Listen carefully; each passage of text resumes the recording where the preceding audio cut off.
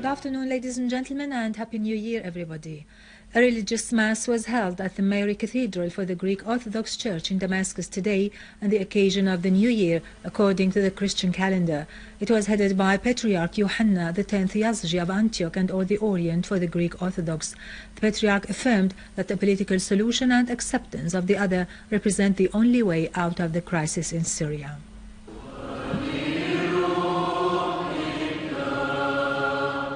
Patriarch Yohanna X of Antioch and all the Orient for the Greek Orthodox Church today headed a religious mass with the cooperation of a number of priests at the Mary Cathedral for the Greek Orthodox Church on the occasion of the Christian New Year. In his sermon, the Patriarch affirmed the need to safeguard the spirit of coexistence and fraternity among all the Syrians. The Patriarch called for resorting to political and peaceful means to find a solution to the crisis in Syria. He prayed to God Almighty to liberate the kidnapped and return them safe to their relatives.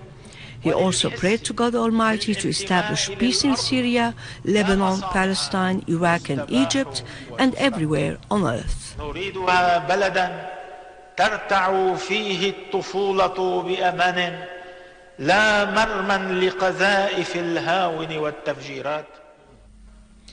The Syrian American Forum has held a popular symposium in the city of Los Angeles in the state of California in the USA with the participation of Syria's permanent representative to the UN, Dr. Bashar al-Ja'fari, and from Damascus via Skype, the Mufti of the Republic, Dr. Ahmed Badruddin Hassoun, and the Patriarchal General Deputy for the Greek Orthodox Church in Syria, Patriarch Luqa al-Khouri.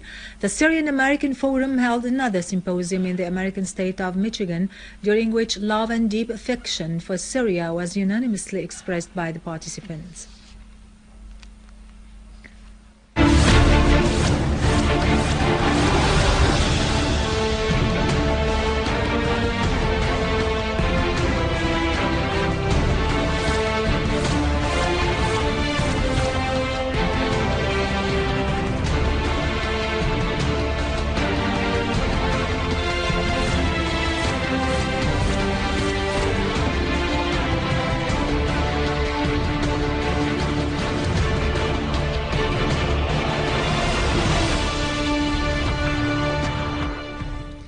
The Syrian Arab Army has pursued a terrorist group and eliminated some of its members north of Al-Muthallathiyya in Salah ad-Din neighborhood, destroying terrorist vehicles in Dhahrat Abd Rabbu and Haddadin. The Syrian Arab Army also foiled an attempt by terrorists to infiltrate into Al-Iskan neighborhood and another in the direction of Al-Aziza village in Aleppo countryside.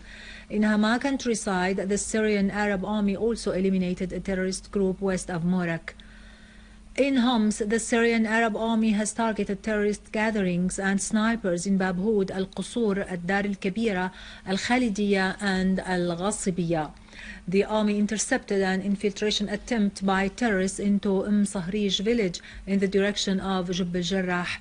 Syrian Arab Army units also eliminated a number of Jabhat al-Nusra terrorists in Al-Hawara and Uyun in Al-Qusayr suburbs and killed a group of armed men in Muthallath and Nuayman.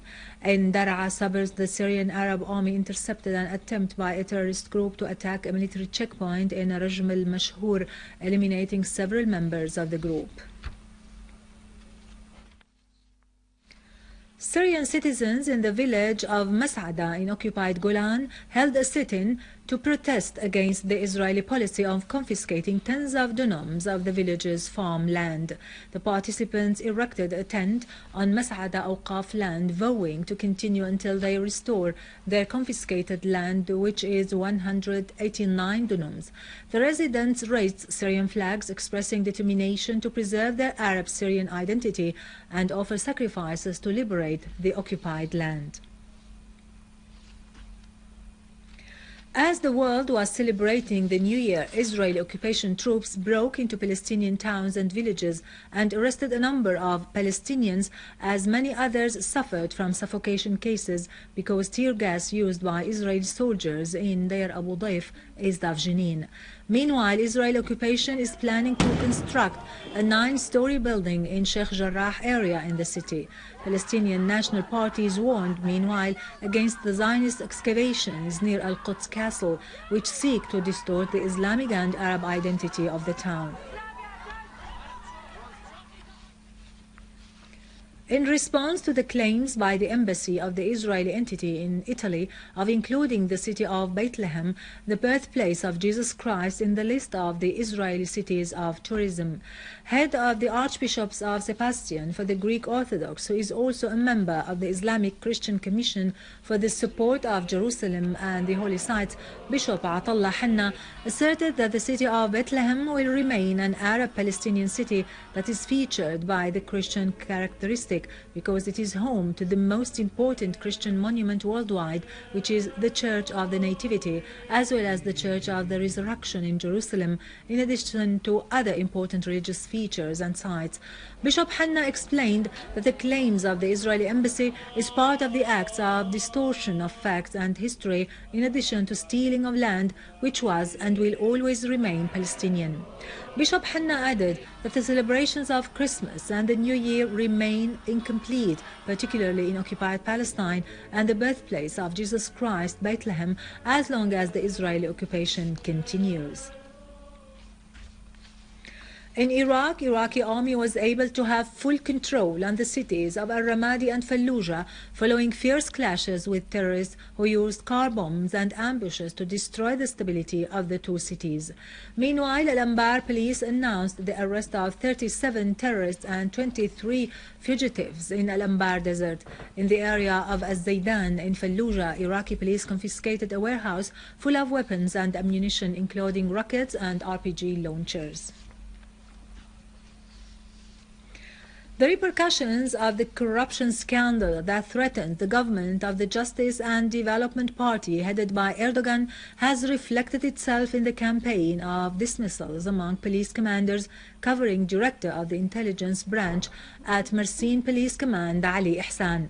The Turkish angry public opinion took advantage of the New Year celebrations to escalate the pace of protest in major Turkish cities, calling for Erdogan's resignation to get rid of the corruption that has caused deep social and economic crisis to the country. Rejection of Erdogan's policies further escalated following reports in the Turkish Yacht Daily about his relationship with terrorist Yasin al-Qadi, the founder of Al-Qaeda organization. Qadi's investigation file includes the names of the companies established with the common partnership of Erdogan's son Bilal and terrorist Yasin al-Qadi, in addition to photos and videos proving al-Qadi's use of a presidential car. Russian President Vladimir Putin spoke from the city of Volgograd, saying that there is no justification for committing crimes against civilians, especially women and children. Putin pointed out that the despicable crimes committed in the city were so heinous, whatever the motives of criminals were. Putin's remarks came during a meeting with senior Russian officials in Volgograd, where he requested clarifications on combating terrorism in Russia. Putin also held a closed-door meeting with the head of the Federal Security Service and the Interior Minister to discuss additional measures taken to fight terrorism.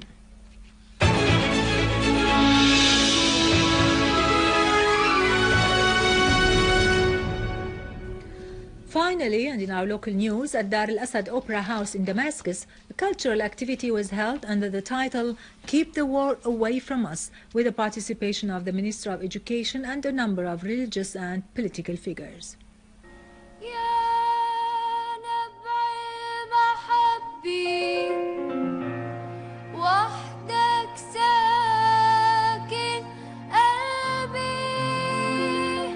First, we need to touch their needs, and starting from our connection with the society and with our children, with our kids, how they suffer from the situation, from the crisis, from the war.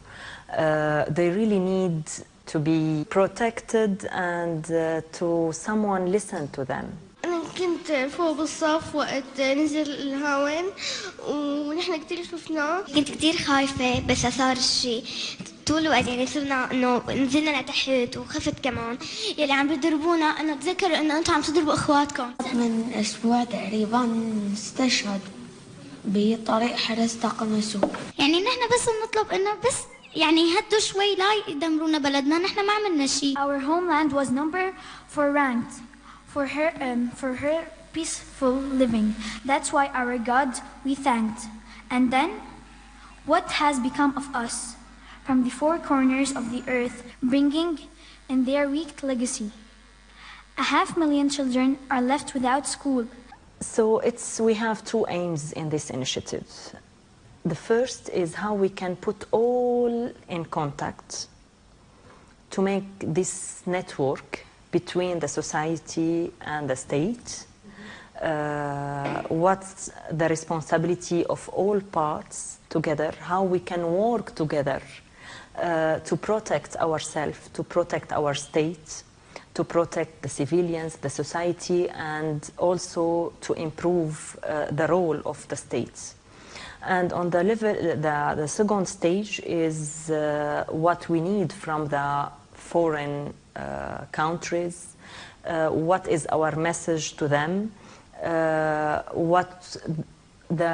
what we really need as a Syrian society, as a Syrian children, where is the right of our children, who can give us the right just to live today, because all rights today it's became secondary. The first, our priority is the right to live. So this is the message that we need to forward it to the international community.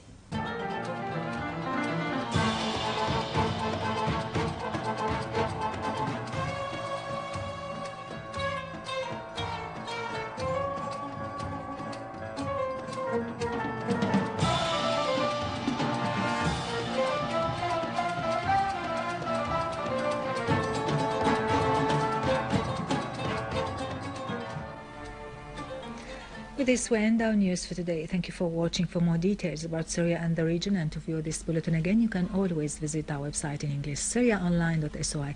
Now to latest business and market news with Vani Genjan, but after a short break.